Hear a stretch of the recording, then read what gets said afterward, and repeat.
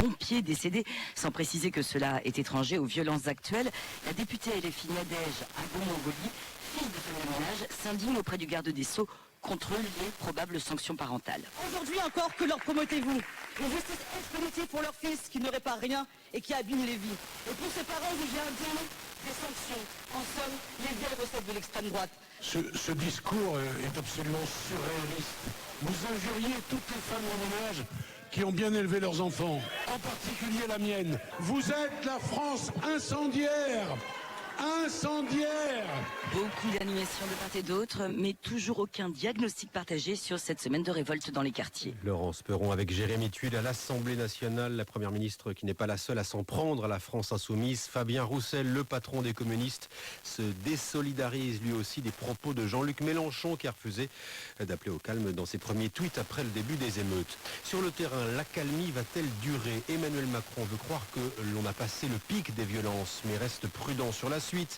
Le chef de l'État qui a reçu à l'Élysée aujourd'hui près de 250 maires touchés par les émeutes. Il promet une loi d'urgence pour accélérer la reconstruction. Une centaine de bâtiments publics ont été par exemple dégradés en Ile-de-France. 80 bureaux de poste n'ont pas pu rouvrir en raison des destructions et des risques. Du côté des entreprises, Bruno Le Maire, le ministre de l'économie, lui se dit prêt à annuler les cotisations patronales pour les commerçants les plus touchés et les assureurs.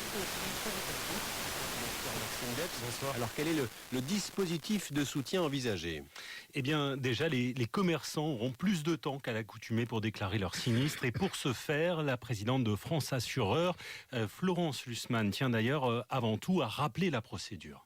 Il faut non seulement déclarer son sinistre à son assureur, mais il faut également faire un dépôt de plainte. Donc on prolonge ce délai qui est en général de 5 jours dans les contrats, on le porte à 30 jours. Le secteur qui s'engage aussi à accélérer le processus d'indemnisation, à faciliter le versement d'acompte dans les cas les plus urgents. France Assureurs qui garantit que les contrats sont bien faits, qu'il ne devrait pas y avoir de surprise.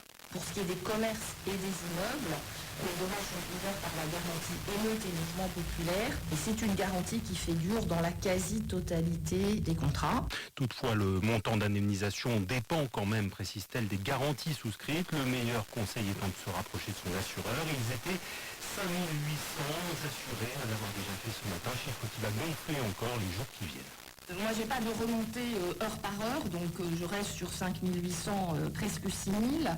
Là, on parle seulement des sinistres déclarés. Et pour ces seuls sinistres déclarés à date, ça représente un montant de l'ordre de 280 millions. 280 millions d'euros, soit beaucoup plus déjà que les 205 millions qu'avaient coûté les émeutes de 2005, lesquelles s'étaient étalées non sur 7 jours, mais sur plusieurs semaines. Maxime Debs, sur l'origine des émeutes, maintenant la mort de Naël, une enquête est en cours. Le policier mis en examen pour homicide volontaire, on le sait, dans la voiture ils étaient 3,